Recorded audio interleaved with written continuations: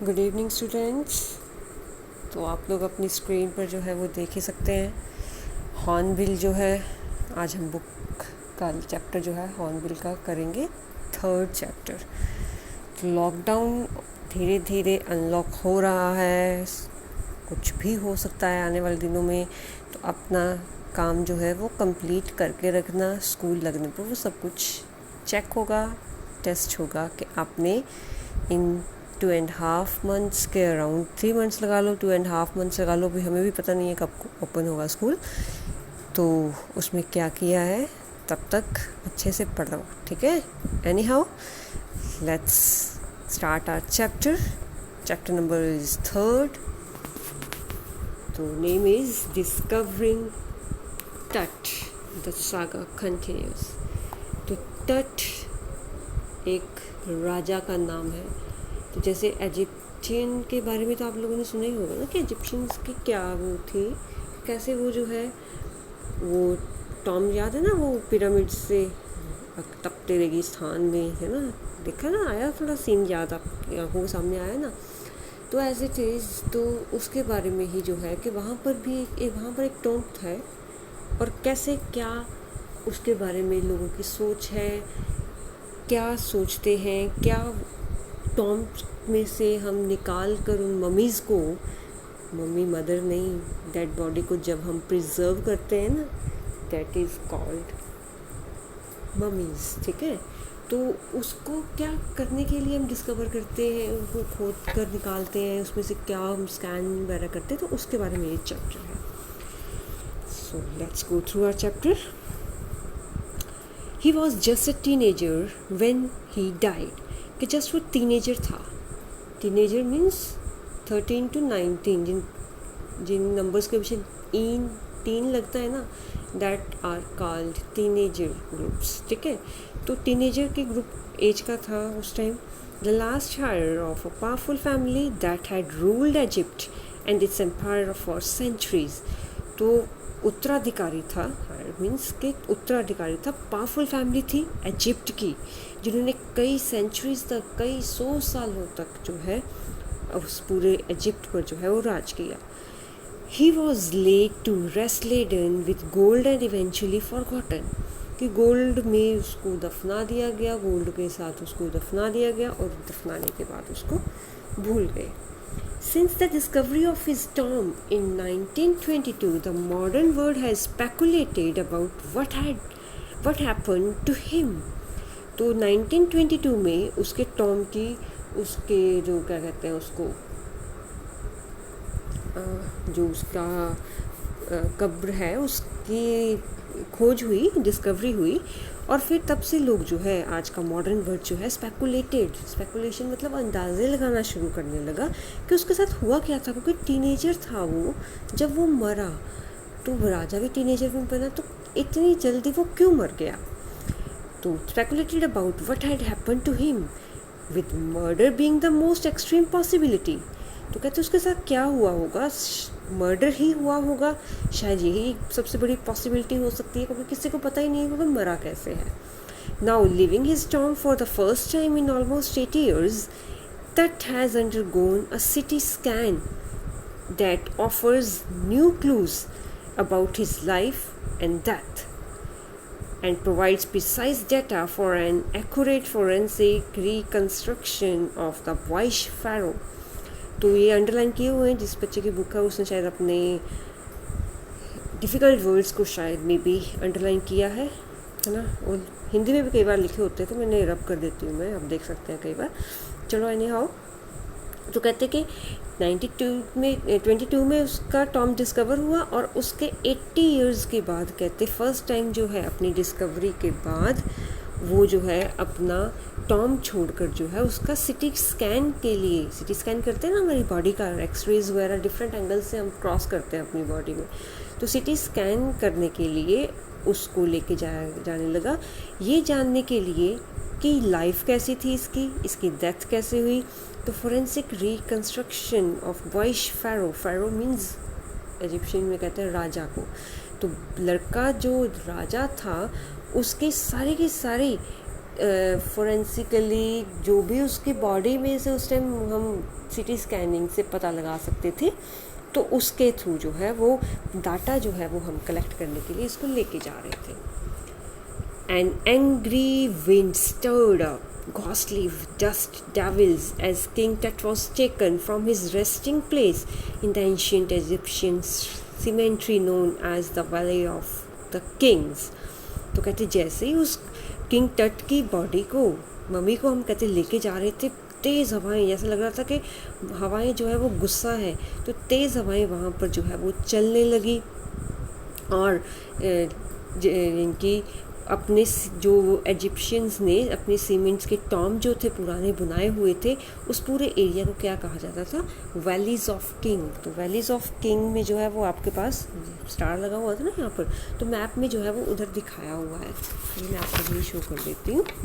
तो ये सारा का सारा इजिप्ट का जो है वो आपके पास दिखाया हुआ है, सारा का सारा एरिया, कि कैसे ये अफ्रीका है, अफ्रीका में ये इजिप्ट है, इजिप्ट में ये देखो ये वाला एरिया जो है ये सारा कि वैली ऑफ किंग्स, मतलब कि यहाँ पर सभी किंग्स के जो है क्या कहते हैं उसको, टॉम्स जो है, मतलब उनको दफनाया गया है. ठीक है.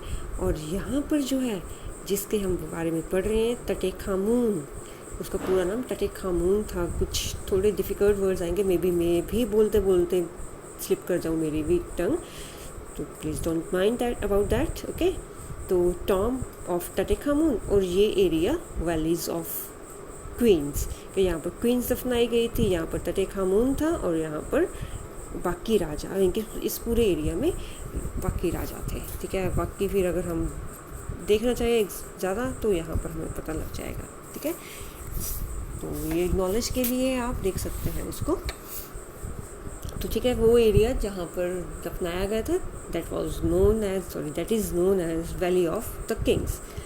Dark valleyed clouds had scudded across the desert sky all day and now were veiling the stars in cascade grey. तो कहते काले बादल जो थे वो पूरे उस डेजर्ट स्काई में जो थे वो फैले हुए थे पूरा दिन. और अब जैसे स्टार्स हैं तो हल्के हल्के से इनके जैसे होते हैं ना, धुंधली सी रात होती है, तारे भी धुंधले से दिखाई देते हैं ना, कैस्केड ग्रे, तो ऐसे ही कहते वहाँ पर तब दिखाई दे रहे थे. It was 6 PM on January 2005. तो जनवरी 2005 की बात है, तो 6 बजे थे. The world's most famous mummy glided head first into a CT scanner brought here to probe the lingering medical mysteries of this little understood younger ruler who died more than 3300 years ago. तो पहले कहते वो जो उसका mummy का सिर था वो जो है CT स्कैनर में डाला गया कि मेडिकल हिस्ट्रीज, उसकी मिस्ट्रीज़ को, के जो रहस्य थे उसको आउट करने के लिए, उसको जानने के लिए कि उस यंग राजा के साथ क्या हुआ जो कि 3300 साल पहले मर चुका था. 15 साल इसमें और जोड़ लो. ठीक है ना, 3300 + 15, तो 3315 आज की हम बात कर सकते हैं क्योंकि 2005 की बात है ये. Okay. All afternoon the usual line of tourists from around the world had descended into the cramped, rock-cut tomb some 26 feet underground to pay their respects. तो लोग जो है वो देखने के लिए जाते हैं, जब इजिप्ट में जाते हैं ना लोग, तो वो इजिप्शियन टॉम जो है वो लोग एक तरह का टूरिस्ट लोगों के लिए टूरिस्ट प्लेस है, तो वो देखने के लिए जाते हैं. तो कहते हैं कि वो टॉम जो है वो रोक को काट कर नीचे सीढ़ियाँ लगाकर कहते हैं कि वो बनाया गया है. तो लोग जो है सारी दोपहर को जो है वो टूरिस्ट लोग जो थे वो नीचे सीढ़ियाँ उतर कर जाते गए, जो कि टॉम जो था वो 26 फीट के राउंड था, वो काट कर जो है वो बनाया था नीचे जाने के लिए, ताकि लोग जो है अपनी रिस्पेक्ट उसको शो कर सकें. They gazed at the mirrors on the walls of the burial chamber and peered at Tut's gilded face, the most striking feature of his mummy-shaped outer coffin lid. और फिर कहते मुराल्स मतलब कि अगर आप पुराने किसी म्यूज़ियम नहीं, पुरानी गुफाओं वगैरह में, राजमहल में गए हो तो वहाँ पर ना दीवारों पर नक्काशी की होती थी। मंदिरों में भी, पुराने पुराने जो मंदिर है ना, आप देखो ज़रा, तो वो कि वो वहाँ के लोगों के ना रहन सहन के बारे में बताते थे कि कैसे लोग थे उस टाइम में। मुराल्स मीन्स डैट ना। तो कहते जो वॉल्स के ऊपर मुराल्स बने हुए थे, लोग उनको बड़े ध्यान से देख रहे थे उस बरियल चैम्बर में कि जहाँ पर उसको दबाया गया था। और जो उसका फेस था अपने, वो जब टॉम जो अपने कॉफिन में, अब कॉफिन होता है ना, वो क्या कहते हैं उसको, वो जो लकड़ी का वो बना होता है कफन की तरह, सॉरी कफन नहीं बोलेंगे हम उसको, मेरे को अब हिंदी में एग्जैक्ट वर्ड नहीं याद आ रहा, तो वो लकड़ी का बनाते हैं ना जिसमें डेड बॉडी डालकर जो है क्रिश्चियन लोग जो है वो दफनाते हैं। तो कहते हैं कॉफिन में जो था वो डाला हुआ था और उसमें से उसके फेस का जो है वो देख रहे थे झांक कर कि वो कितना ज़्यादा स्ट्राइकिंग फीचर उसको लग रहा था। मम्मी उसको सभी को अट्रैक्ट कर रही थी।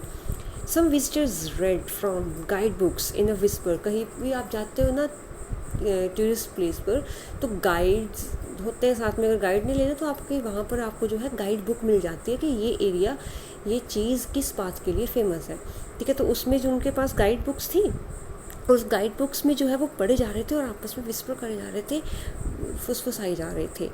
अदर्स stood silently, कुछ चुप थे बिल्कुल, perhaps pondering Tut's untimely death in his late teens, or wondering with a shiver if the pharaoh's curse। तो कुछ चुप थे शायद इसलिए कि बेचारे राजा की तो अभी तो सारा बचपन में ही था, 18-19 के साल के अराउंड उसकी एज थी, तो कितनी जल्दी बेचारा वो मर गया। लेट टीन्स मीन्स कि 17, 18, 19 के अराउंड के जो ईयर्स हैं। और जा कुछ हैरान हो रहे थे, हैरान होकर कांप रहे थे कि फ़ैरोज़ कर्स मतलब श्राप बोल लो चाहे, कि राजा का जो कर्स है, श्राप है, डेथ और misfortune falling upon those who disturbed him was really true. तो कुछ हैरान हो रहे थे सोचकर कि राजा ने श्राप जैसे दिया है, उस गाइड बुक में लिखा हुआ था कि कोई भी यानी कि मुझे डिस्टर्ब करेगा जो भी बंदा, तो उनकी डेथ हो जाएगी या फिर उनका दुर्भाग्य उनके पास आ जाएगा। तो क्या ये बात सच थी कि राजा ने कुछ ऐसा श्राप भी दिया था? तो ये बात सोचकर जो है वो लोग थोड़े कुछ डरे जा रहे थे। The mummy is in very bad condition because of what Carter did in the 1920s, said Zahi Hawass, Secretary General of Egypt's Supreme Council of Antiques, as he leaned over the body for a long first look। तो mummy, sorry पहले ये देख लो, ज़ाही अब्बास थे Egypt के supreme council, जो antiques के supreme council के secretary general थे। तो जैसे ही उन्होंने फर्स्ट टाइम जब उन्होंने देखा कि वो जो मम्मी है वो लेटा हुआ है, तो उन्होंने फिर अपनी स्टेटमेंट दी कि 1922 में जब ये इसका टॉम मिला था, तो उस टाइम कार्टर जो थे उन्होंने ढूंढा था, तो कार्टर ने उसको निकालने की कोशिश की होगी शायद, कहते हैं, और बहुत ही बुरी कंडीशन में कार्टर ने उसकी मम्मी जो है वो छोड़ी। कार्टर, हार्वर्ड कार्टर, तो पूरा नाम था Harvard Carter, that is was a British archaeologist who in 1922 discovered Tut's tomb after years of futile searching। तो हार्वर्ड कार्टर जो थे एक ब्रिटिश आर्कियोलॉजिस्ट थे जिन्होंने 1922 में जो है टट का टॉम जो है वो डिस्कवर्ड किया, काफ़ी मुशक्क़त के बाद, काफ़ी ज़्यादा सर्च करने के बाद। इट्स कंटेंट्स दो hastily ransacked the antique were surprisingly complete। तो कहते वो काफ़ी ज़्यादा कि जैसे ही उन्होंने देखा कि रैंसैक थी, इनकी एक तरह से सीमेंटेड बोल सकते हैं हम, कि इतना पुराना था, केमिकल्स के साथ प्रिजर्व करते थे, ऑलमोस्ट वो चिपक चुका था ऑलमोस्ट अपने उसके साथ। तो वो काफ़ी ज़्यादा कहते कि मैंने देखा कि पूरी की पूरी बॉडी जो थी वो ऑलमोस्ट कम्प्लीट थी, काफ़ी ज़्यादा हैरान था। They remain the richest royal collection ever found and have become part of the pharaoh's legend. तो कहते वो देखा था, देखकर हैरान था कि अपने टाइम में ये सबसे ज़्यादा रिचेस्ट जो है रहा होगा, क्योंकि वहाँ पर जो कलेक्शन थी बहुत ही ज़्यादा थी उस टाइम पे के राजाओं के, जितनी उन्होंने स्टोरीज या जितने भी आज तक उन्होंने ढूंढे थे। Stunning artefacts in gold, Their eternal brilliance meant to guarantee resurrection. Resurrection मतलब पुनर्जन्म. तो गोल्ड पर जो भी आर्ट्स वगैरह थी, तो इसका मतलब यही था कि वो पक्का रिसरेक्शन में, मतलब कि पुनर्जन्म में विश्वास रखते थे कि बंदे का दोबारा जन्म होगा. Cause a sensation at the time of the discovery. तो ये बात कहते सेंसेशन सी लाती थी बॉडी में जब इसकी डिस्कवरी हुई. And still get the most attention. और आज भी इसके बारे में सबसे ज़्यादा ध्यान बात करते हैं लोग. But that was also buried with everyday things he would want in the afterlife. Board games, a bronze laser, linen undergarments, cases of food and wine. तो कहते कि और साथ के साथ क्या मिला कि रोज़मर्रा की रोज़ के रोज़ हम यूज़ करते हैं ना, वो सारे उसके टॉम में जो है उसके साथ मिले. कि जैसे जो भी उसको अगली लाइफ में, डेथ के बाद जो उसका नया जन्म होगा तो उसमें उसको लेकर जा सकेगा. उसको ज़रूरत पड़ सकती है कि बोर्ड गेम्स के डिफरेंट गेम्स थी. एक ब्रॉन्ज़ का रेज़र था शेविंग के लिए, अंडरगारमेंट्स थे लिनन के, और फूड था और वाइन थी. After months of carefully recording the pharaoh's funerary treasures, Carter began investigating his 3 nested coffins. तो काफ़ी इनकी मंथ्स की रिकॉर्डिंग के बाद वहाँ के क्या फ्यूनरेरी ट्रेजर्स, मतलब कि उसके साथ जो भी चीज़ें दफनाई गई थी वो एक तरह का खजाना था, ठीक है ना, इसलिए उसको फ्यूनरेरी ट्रेजर्स बोलते हैं. तो उस सारे को जो है रिकॉर्ड करने के बाद, लिखने के बाद कि क्या क्या वहाँ पर मिला, फिर कार्टर ने इन्वेस्टिगेट करना स्टार्ट किया कि उसके साथ और 3 जो थे कॉफिन्स पड़े हुए थे. Opening the first, he found a shroud adorned with garlands of willow and olive leaves, wild celery, lotus petals and cornflowers. तो फिर पहला कॉफिन खोला उसने. हाँ, कॉफिन को बोलते हैं ताबूत. अब आ गया याद, आपको भी याद आ गया होगा शायद. तो फर्स्ट वाला कॉफिन खोला उसने, तो उसमें देखा कि एक श्राउड अडॉर्न्ड विद गार्लैंड्स के एक कफन था, उसके साथ फूल थे जिसमें विलो के गुलदस्ते थे और ऑलिव लीव्स थे साथ में. वाइल्ड कैलरी थी जिनकी अलग अलग ये नेम्स हैं. लोटस के पेटल्स थे वहाँ पर पड़े हुए और कॉर्न के फ्लावर्स थे. The faded evidence of a burial in March और अप्रैल. तो ये सब चीज़ें जो थी उसने देखा कि किस मौसम में मिलती हैं, तो मार्च अप्रैल के अराउंड मिलती हैं. तो उसने बोला कि शायद ये मार्च या अप्रैल में मरा है. When he finally reached the mummy, though, he ran into trouble. तो फिर उसके बाद जब उसने उसकी मम्मी वाला कफिन खोला तो उसको काफ़ी मुसीबत हुई. The ritual resins had hardened, cementing touch to the bottom on his solid gold coffin. तो गोल्ड का कॉफिन था वो. रिचुअल रेजिन्स मतलब कि बॉडी को रेजिन्स के साथ ना, केमिकल्स के साथ जो है वो प्रिजर्व कर देते हैं ताकि बॉडी ख़राब नहीं होती है मम्मी बनाने के लिए, ठीक है ना. तो कहते वो रेजिन इतना ज़्यादा सीमेंट की तरह हार्ड हो चुका था कि वो गोल्ड का जो कॉफिन था उसके साथ बिल्कुल एक तरह से सीमेंट की तरह से चिपक चुका था. No amount of legitimate force could move them, Carter wrote letter.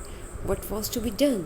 तो कार्टर ने बाद में लिखा कि तक जितनी मर्जी एक्स्ट्राऑर्डिनरी इसमें वो लगा लो, क्या कहते हैं उसको,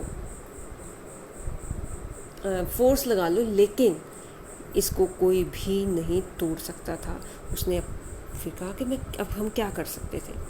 the sun can beat down like a hammer this far south in Egypt and Carter tried to use it to loosen the resins.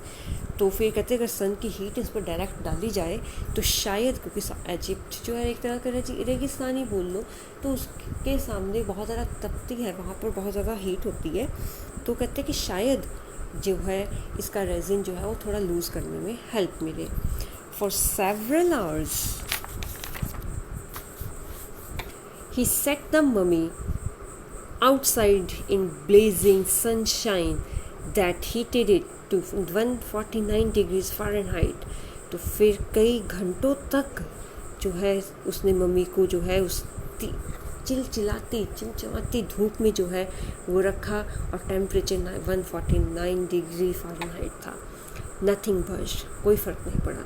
He reported with scientific detachment that the consolidated material had to be chiselled away from beneath the limbs and trunk before it was possible to raise the king's remain.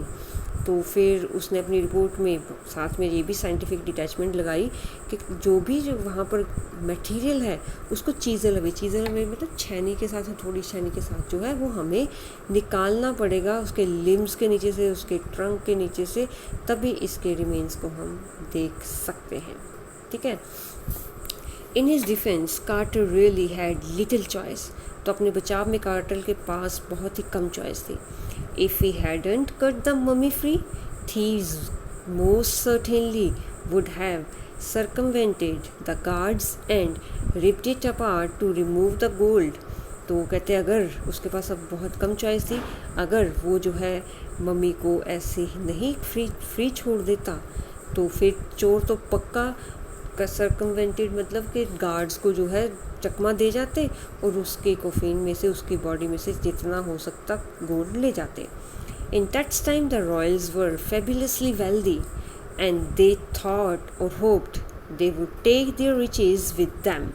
तो Tut के time में जो है royal लोग जो थे, मतलब राजा महाराजा थे, बहुत ज़्यादा अमीर थे और वो उनका सोचना या उनका ये मानना था कि मरने के बाद वो अपनी धन दौलत अपने साथ लेके जा सकते हैं.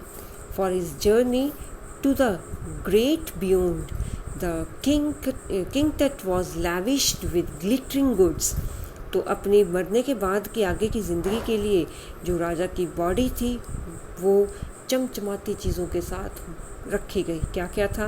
Precious collars, inlaid necklace and bracelets, rings, amulets, a ceremonial apron, sandals, sheets for his fingers and toes, and now iconic inner coffin and mask.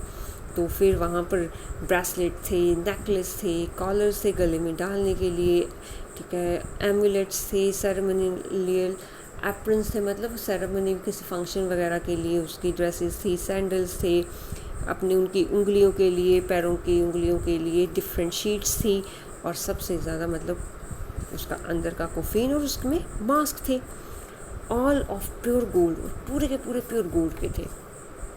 To separate that from his adornments, Carter's man remove the mummy's head and severed nearly every major joint.